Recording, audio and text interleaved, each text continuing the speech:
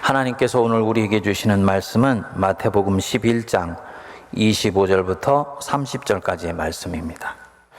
그때 예수께서 대답하여 이르시되 천지의 주제이신 아버지여, 이것을 지혜롭고 슬기 있는 자들에게는 숨기시고 어린아이들에게는 나타내심을 감사하나이다. 옳소이다. 이렇게 된 것이 아버지의 뜻이니이다. 내 아버지께서 모든 것을 내게 주셨으니 아버지 외에는 아들을 아는 자가 없고 아들과 또 아들의 소원대로 계시를 받는 자 외에는 아버지를 아는 자가 없느니라. 수고하고 무거운 짐진 자들아, 다 내게로 오라. 내가 너희를 쉬게 하리라. 나는 마음이 온유하고 겸손하니 나의 멍에를 메고 내게 배우라. 그리하면 너희 마음이 쉼을 얻으리니 이는 내 멍에는 쉽고 내 짐은 가벼움이라 하시니라. 아멘. 우리 성도님들, 얼마 전에 유선 채널에서 많은 화제를 뿌리고 종영된 드라마가 하나 있습니다. 나의 해방일지라는 드라마인데요. 사실은 저도 이 드라마 보지 못했었는데 친구 목사가 통화를 하면서 자네 이거 꼭 한번 볼 필요가 있다. 그래서 이미 지나간 드라마 프로에서 가끔 한 편씩 보고 있습니다. 드라마는 현대를 사는 사람들의 삶의 그림자라 그럴까요? 물질주의 경쟁사회에서 삶의 생명력이 없어지고 인생이 하나의 굴레가 되어버린 데서 벗어나기 위해서 길을 찾아 나서는 사람들의 모습을 그려내고 있습니다. 드라마는 이런 질문을 시청자들에게 던집니다. 나는 살면서 마음이 편하고 좋았던 적이 얼마나 있었는가? 항상 무엇을 해야 한다는 생각에 어떻게든 하루를 알차게 살아내야 한다는 강박관념에 시달리면서도 몸은 움직여주지 않고 상황은 뜻대로 돌아가지 않고 지리한 날들은 반복된다. 딱히 큰 문제가 있는 것도 아닌데 나는 왜 행복하지 않을까? 그렇다고 문제가 없다고 말할 수 있을까? 그렇지도 않다. 문제가 있는 것도 아니고 문제가 없는 것도 아니고 그것이 지금 내 삶이 아닐까? 여러분들 어떠신지요? 지금 참으로 행복하신지요? 아니, 지금이 아니더라도 나는 그때 살면서 정말 행복하고 만족했었어 라고 말할 수 있는 어느 순간들이 있는지요? 아니면 이 드라마에 나오는 젊은이들처럼 때로는 힘들고 때로는 시달리고 때로는 지루하고 때로는 나를 소진시켜 놓는 이 나의 일상의 삶에서 해방되어서 행복을 얻게 되는 길을 찾기 위해서 애쓰고 있으신지요? 어떤 분들은 그럽니다. 그리스도인들은 행복을 얻기 위해서 신앙생활하지 않는다. 하나님께 영광이 되기 위해서 신앙한다. 물론 맞는 말이지요. 하지만 하나님이 정말 어느 순간에 영광을 받으실까요? 내가 어떻게 되는 것이 내 주님이신 하나님을 기쁘시게 해드리는 길이 될까요? 오늘은 이 문제를 갖고 좀 말씀을 나눠보자 합니다. 예수님께서 이 땅에 오셔서 공생애를 시작하셨을 때 사람들이 깜짝 놀랐습니다. 여태까지 그 누구도 행한 적이 없었던 엄청난 기적과 이적을 몰고 다니셨기 때문이에요. 안전뱅이를 일으키시고 중풍병자를 고치시고 당신에게 찾아오시는 모든 병자와 환자들을 일일이 만져주시고 치유해 주셨습니다. 거기에 더해서 광야에서 물고기 2마리와 보리떡 5개를 가지고 하늘에 축사하시니까 5,000명이 넘는 사람들이 먹게 되었습니다. 심지어는 죽은 자를 살려내기까지 했지요. 사람들은 그야말로 열광했었습니다. 거기다 이 예수님은 사람들을 만나는데 다른 종교 지도자들과는 이 격이 달랐습니다. 죄인들의 친구가 되어 주었고요. 아픈 사람들이 자신에게 왔을 때 병을 고쳐달라고 해도 그들을 정죄하지 않고 그 모습 그대로 받아주었습니다. 당시에는 누가 질병을 앓는다고 하면 하나님께 벌을 받아서 저 사람이 저렇게 된 것이지 라고 인식을 했습니다. 그러니까 질병에 걸리게 되면 그날부터 육체가 힘든 것도 힘든 것이지만 그 사회적으로 사람들이 보내는 따가운 시선에 얼마나 힘들었는지 모릅니다. 그런데 이 예수님은 다른 것입니다. 누구도 정죄하지 않아요. 누구도 판단하지 않습니다. 누구도 차별하거나 배제하지를 않습니다. 그 사람이 지금 있는 그대로 받아주시고 거기서부터 출발하셨어요. 여기에 엄청난 능력까지 갖췄으니까 얼마나 사람들이 이 예수님을 좋아했겠습니까? 그래서 요한복음 6장 15절에는 보면 예수님을 억지로 붙들어서 왕으로 모시려고까지 했습니다. 그런데 시간이 흘러가면서 사람들이 이 예수님에 대해서 서서히 불편해하기 시작했습니다. 여태까지 자신들이 믿어왔던 신앙과는 다른 신앙을 말하고 있는 것 같이 보였기 때문입니다. 사람을 대하는 태도가 좀 다른가 싶었는데 보니까 자신들이 믿는 하나님과는 다른 하나님을 전하고 다니기 시작하는 거예요. 들의 백합화를 보아라. 공중에 있는 새를 보아라. 길쌈도 하지 아니하고 수고도 하지 아니하지만 천부께서 먹이시지 않느냐. 하물며 너희일까 보냐. 이렇게 말씀을 하시는 거예요. 하나님이 공중의 새도 길에 있는 백합화도 먹이시고 기르시는 분이니까 당연히 우리를 사랑하시고 우리를 용서해 주시고 우리에게 끊임없이 새로운 생명을 주시는 분이시다. 그러니 너희는 인생에 걱정하거나 염려할 필요가 없어. 이 하나님에 대한 이미지가 당시 사람들이 갖고 있었던 하나님상과는 많이 달랐습니다. 거기다가 하나님을 어느 날 보니까 자기 아버지라고 부르네요. 참으로 망령되다. 어떻게 하나님을 자기 아버지라고 부르는가? 이거 신성모독이다. 그랬는데요. 너희는 기도할 때 이렇게 기도해라. 하늘에 계신 우리 아버지요. 자기만 하나님을 아버지라고 부르는 것이 아니고 사람들한테도 하나님을 아버지라고 부르라고 하는 거예요.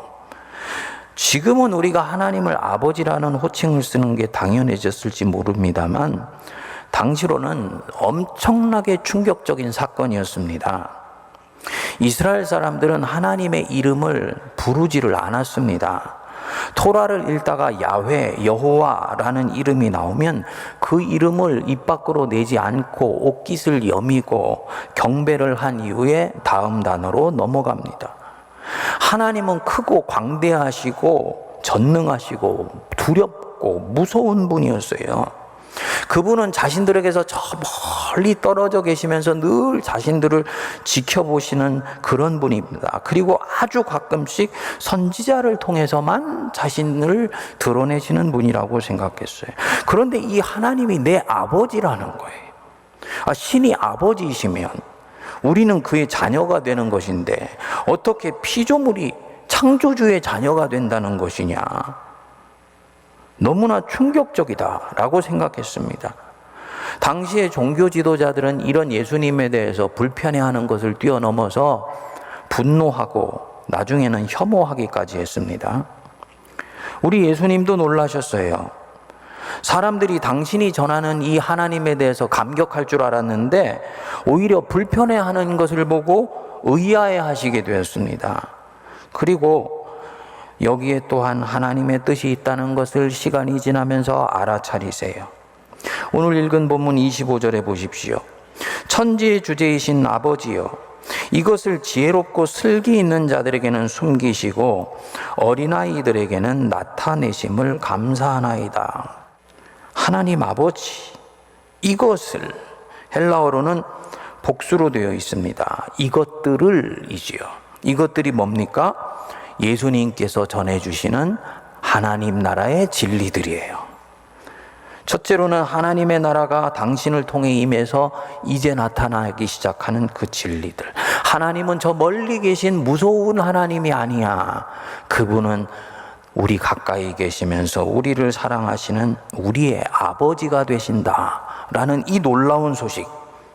그리고 둘째, 이것을 믿는 자는 이제 생명을 얻게 된다. 이 복음이지요. 이런 놀라운 복된 소식을 지혜롭고 슬기 있는 자들에게는 숨기셨나이다. 여기서 이 지혜롭고 슬기 있는 자들은 은유적인 표현입니다. 예수님 보실 때 실제 지혜롭고 슬기 있는 자들이 아니에요. 하나님이 하늘에서 부어주시는 그 지혜로 충만한 자들을 말하는 것이 아니고, 당시에 세상 속에서 저 사람 참 지혜롭고 지식이 많아, 아는 것이 많은 사람이야 라고 생각되는 사람들입니다. 이 사람들에게는 이 복음의 놀라운 소식이 가려져 있다는 얘기죠. 무슨 말씀이겠습니까? 지금 우리로 치면은 하나님은 이런 분이야, 신앙은 이런 것이야, 제사는 이렇게 드려야 해, 안식일 날은 이렇게 지켜야 옳은 것이야, 이런 지혜와 지식으로 꽉 차 있는 사람들은 예수님이 전하는 새로운 진리를 받을 수가 없다는 거지요. 자기 것으로 꽉 차 있기 때문에 새 것이 비집고 들어갈 자리가 없는 것입니다. 지금 우리가 볼 때는 선입견이고 편견이겠지만, 당시로 보면 이들은 자신들이 옳다고 생각을 했겠지요. 목회를 해보면 그렇습니다. 아무리 성경에 나오는 대로 말을 해도 한번 그거 아니다 하고 튀겨낸 것은 성도들이 절대로 받아들이지를 않더라고요. 그 중에 아주 가끔씩 내가 틀렸었구나 하고 자기를 부정하고 받아들이는 성도님들이 있습니다. 누구냐? 자기 선입견보다도 하나님 자신을 더 사랑하는 사람들. 당시에는 나는 하나님을 잘 알고 있어 라고 생각한 사람들은 그렇지 않지요. 예수님이 말씀하신 것을 안 받습니다. 주님은 이것을 놓고 이 사람들에게는 계시가 숨겨졌다 라고 말씀을 합니다. 그러면 어떤 사람들에게 이 진리가 나타났냐? 25절 보시면 지혜롭고 슬기 있는 자들에게는 숨기시고 어린아이들에게는 나타내심을 감사하나이다. 이 어린아이 역시 은유적 표현입니다. 나이가 어려서 어린아이가 아닙니다. 하나님, 저는 잘 모릅니다. 저는 알아야 할 것이 너무너무나 많이 있습니다. 하나님에 대해서 저는 1000분의 1, 10,000분의 1도 알지를 못합니다. 내게 주님을 가르쳐 주십시오 라고 기도할 수 있는 사람들이에요. 자신이 아직 영적으로 지식적으로 무지하고 어려서 진리를 잘 모르고 있고 지혜롭지 못하다고 생각하는 사람들, 바로 이 사람들이 영적인 어린아이들이에요. 그런데 이 어린아이들에게는 진리가 나타났다 라고 말씀하는 거죠. 마음이 비워져 있기 때문에 예수님이 소개하시는 하나님을 스폰지처럼 빨아들이는 사람들입니다.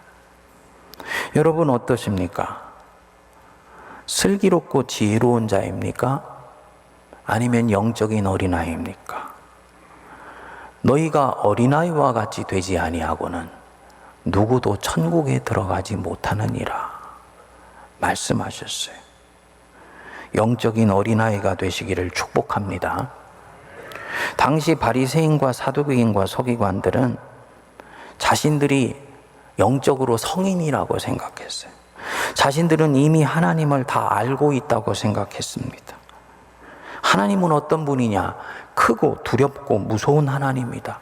그분은 계명을 어기는 자에게는 벌을 내리시고 계명을 지키는 자들에게는 상을 주시는 분이시다.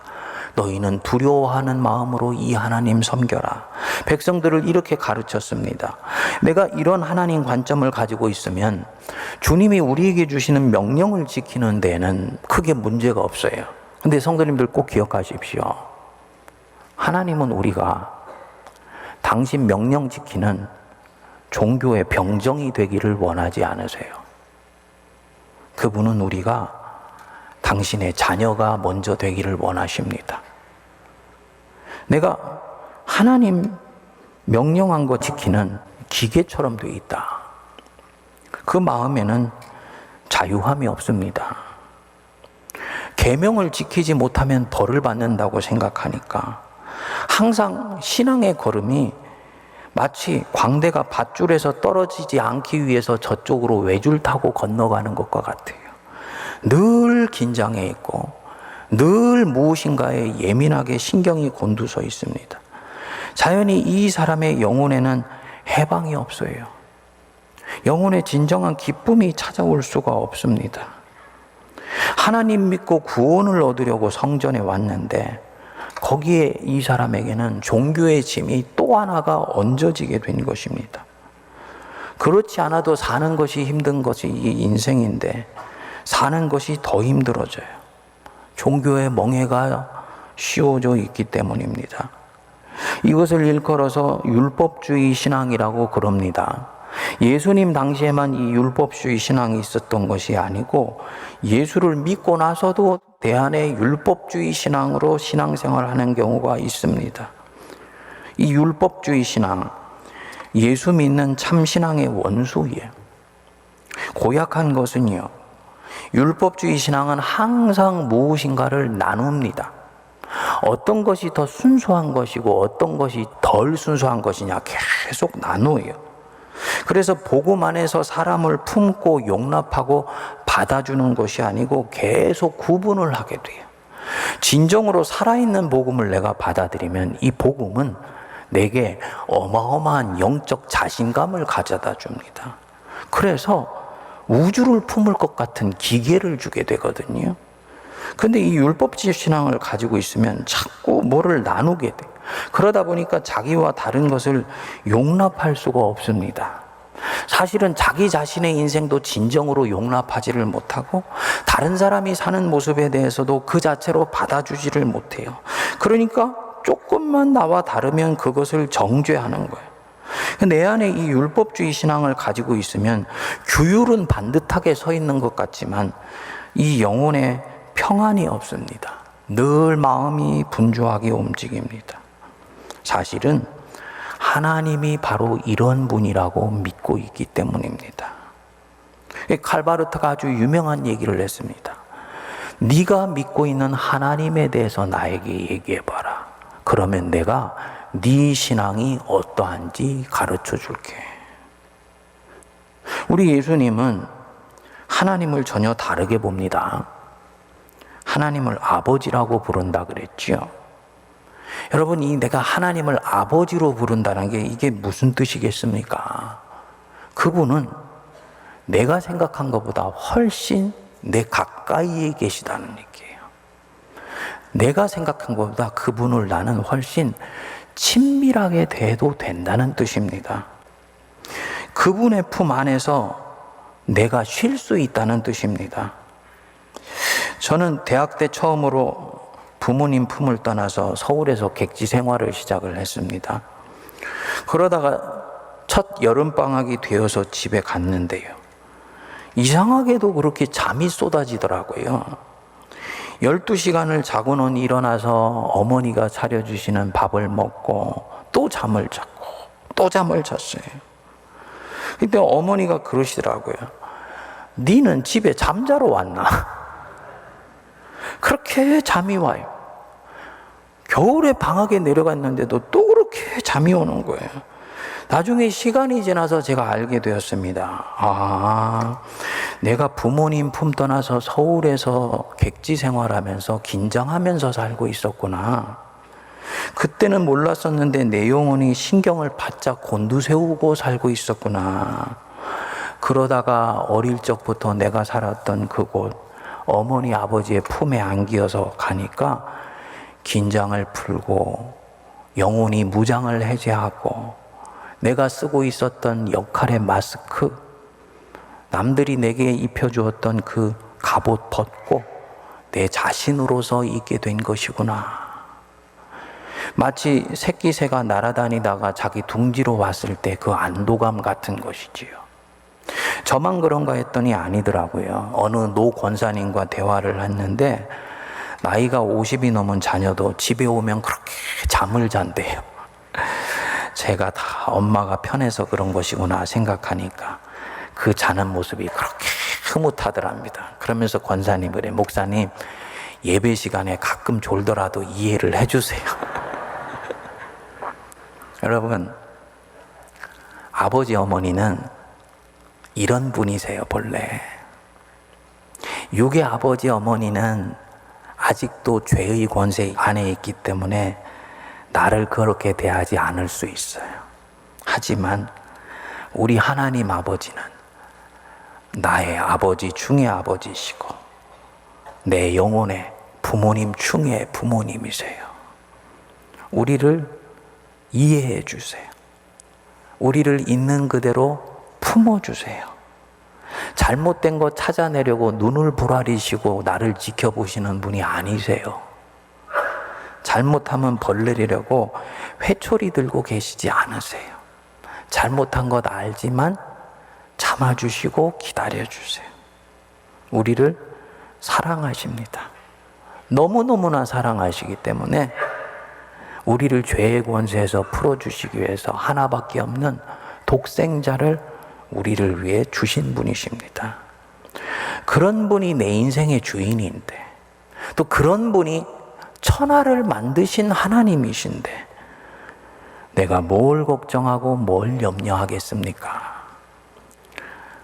주님이 우리 필요한 것 있으면 결국은 다 그 필요 또한 채워주실 줄 믿습니다. 사도 바울은 이 하나님을 명료하게 알고 있었습니다.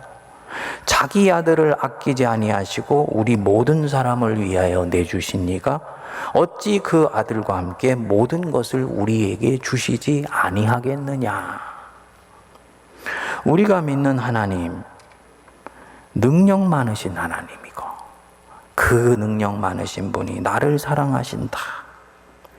만일에 진정으로 내가 이걸 믿는다면 나는 인생을 정글처럼 서바이벌 게임에서 살아남기 위해서 불안해할 필요가 없는 거지요. 그분은 내 영혼을 자유하게 해주시는 분이에요. 나를 억지로 협박하여서 내 순종을 받아내는 분이 아니세요. 그리스도께서 너희로 자유케 하려고 자유를 주셨으니 그러므로 너희는 종의 멍에를 매지 말아라. 율법의 멍에 매지 마세요. 종교의 멍에 매지 마세요. 주님이 지워주시지도 않은 짐 지고 내가 가겠다고 애쓰지 마세요. 주님이 지워주시는 만큼만 지고 가면 돼요. 그리고 그분은 내 영의 근육의 힘이 어느 정도인지 정확하게 아세요. 절대로 내가 지고 가다가 쓰러질 정도로 짐을 지워주시는 분이 아니에요. 그런데 우리가 예수 믿으면서 주님이 지워주시지 않은 짐까지 자기가 다 지더라고요. 여행을 가려면 이것도 있어야 돼, 저것도 있어야 돼, 이 장비도 가지고 가야 돼, 저 장비도 가지고 가야 돼. 그 인생이라는 여행을 굉장히 터프하게 생각하기 때문입니다. 근데 동네 앞에 내가 산행을 한다고 생각하면 우리는 그런 짐 지고 가지 않죠. 가볍게 떠나죠. 우리 예수님이 바로 그 말씀 하시는 거예요. 너희들 생존을 위해 몸부림치느라고 가지고 있는 니들 인생에 태운 많은 짐이 있냐? 정신적인 짐 그거 지고 있지 않냐? 책임감은 소중하지만 혹시 과도한 책임감을 가지고 너 스스로를 힘들게 하고 있는 것 아니야? 그 무거운 짐 다 내게로 갖고 와라. 내가 너희를 쉬게 할 것이다. 30절에 말씀하지요. 이는 내 멍에는 쉽고 내 짐은 가벼움이다. 짐을 내려놓게 하지는 않으세요. 부르심이 있기 때문입니다. 하지만 예수님이 지어주시는 짐은 대단히 가볍습니다. 이유가 뭐냐면 예수님을 믿기 시작하면 인생이 가벼워집니다. 이전에는 인생이라는 것은 말로 표현하지 않아서 그렇지 이 나의 해방의 일지에 나오는 이 젊은이들이 느끼는 것처럼 삶은 지루하고 힘들고 고단하고 직장에 가면은 살아남기 위해서 몸부림쳐야 되는 게 인생이라고 생각했습니다. 근데 예수님이 내 인생의 주인이 되시면 인생이 가벼워지게 됩니다. 처음에는 인생 살만하네 그랬다가 신앙이 깊어지기 시작하면 삶이라는 것은 창조주가 내게 주신 놀라운 선물이구나 요 깨닫게 되지요. 그 영혼이 평화를 얻게 되고 안식을 갖게 되면서 기쁨이 찾아오게 됩니다. 이 당시 바리새인과 율법사들이 수고하고 무거운 짐 갖고 내게 와. 하나님은 안식을 주시는 하나님이야. 이렇게 얘기했을 때 어떤 생각을 했을까요? 저거 완전히 인간 중심적인 신앙인데 신앙의 본질은 하나님을 섬기는 것이고 하나님께 영광을 돌리는 것인데 하나님 안에서 쉼을 얻으려니 이런 의문이 찾아오지 않았겠습니까?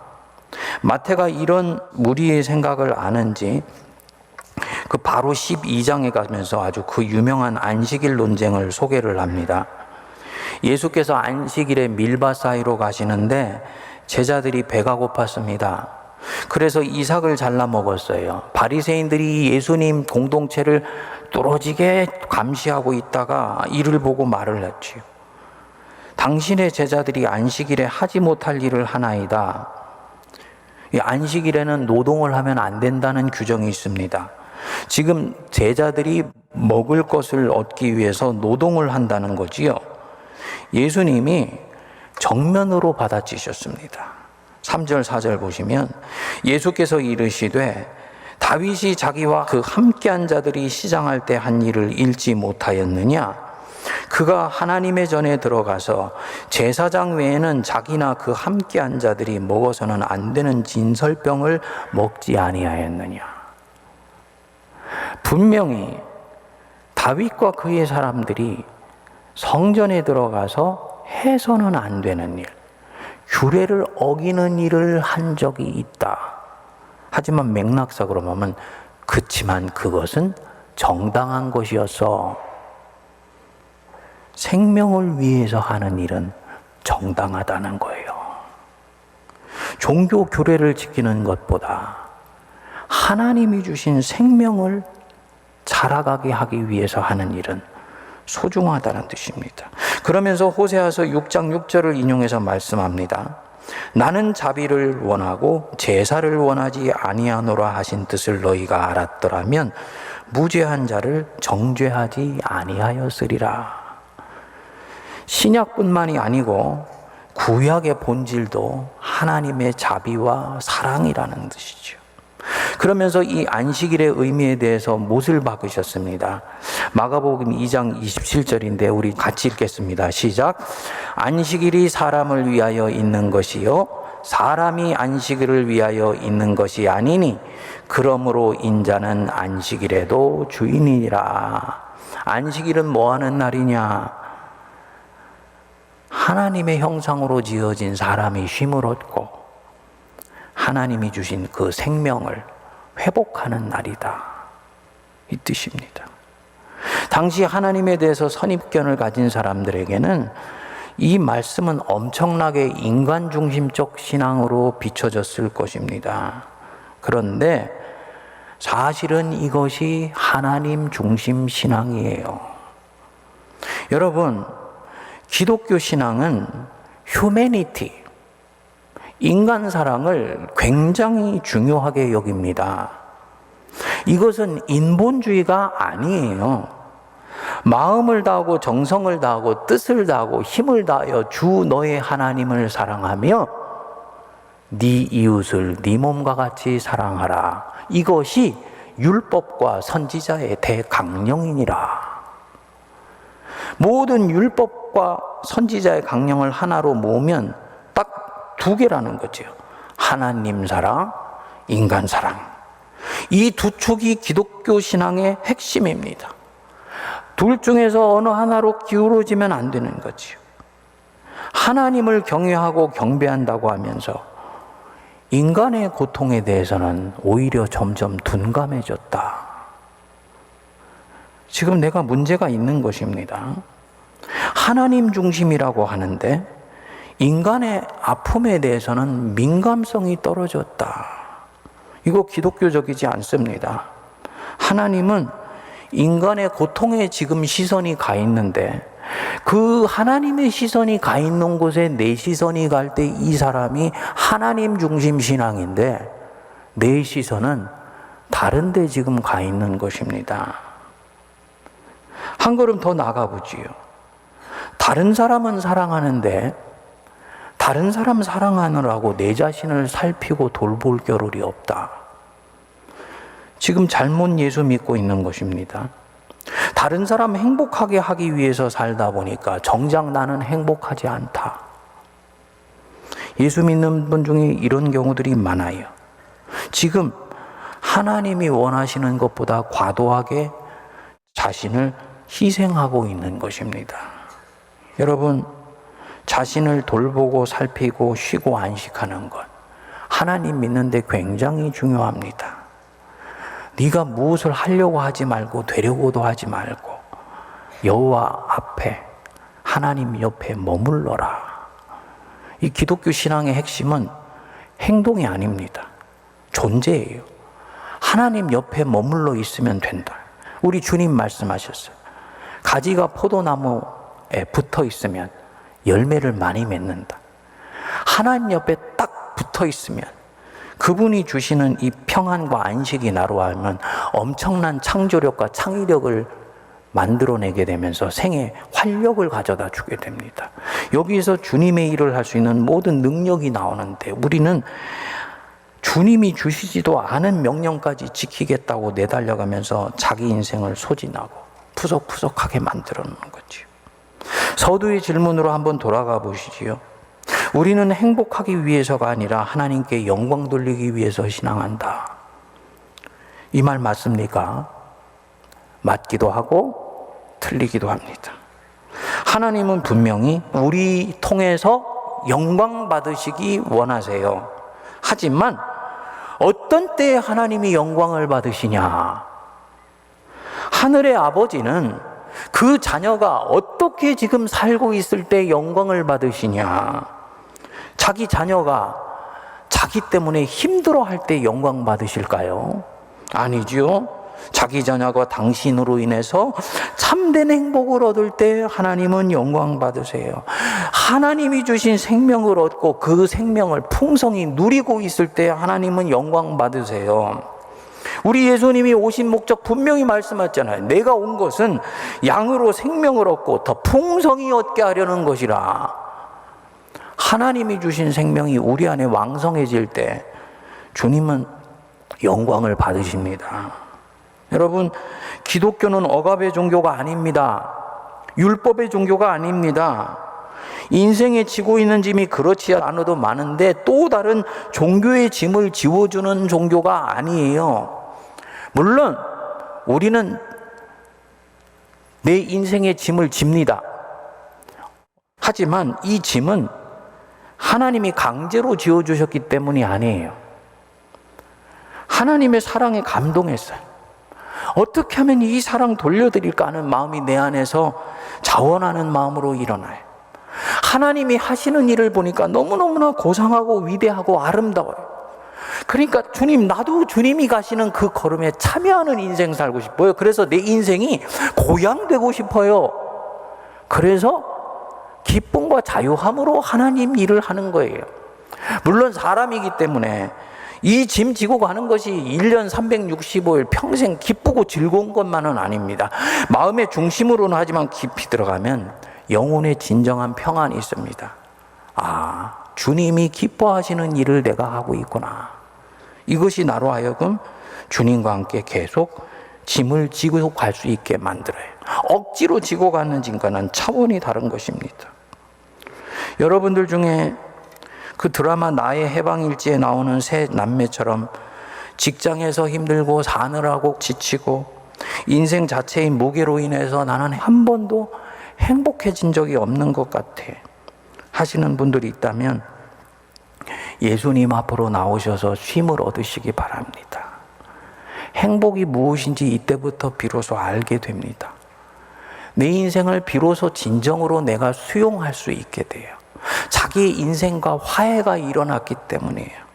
자기 자신을 있는 그대로 용납하고 품기 시작하면서 다른 사람에 대해서도 보채려고 하지 않고 지적질하려고 하지 않고 그 사람이 있는 대로 받아주기 시작합니다. 이 사람의 존재가 이미 천국을 주변에서 만들게 돼요. 그러면서 이 사람 안에 참된 평화가 찾아오게 됩니다. 신앙 안에서 달려오느라고 힘드셨던 분들, 하나님이 지어주신 것보다도 과도하게 내가 짐을 지고 가고 있다. 그래서 나는 요즘 행복이라는 것을 느껴본 지 오래된 것 같아 하시는 분들, 안식과 평안이 그 영혼에 깃들 수 있게 되기를 바랍니다. 네 짐 지고 있는 것 가지고 와. 그냥 내 옆에 있어. 너 자신으로 있으면 돼. 그러면 네 짐 가볍고 네 멍에는 쉬워지게 될 것이다. 주님 안에서 참 평안과 안식이 임하는 복된 신앙 되시기 바랍니다.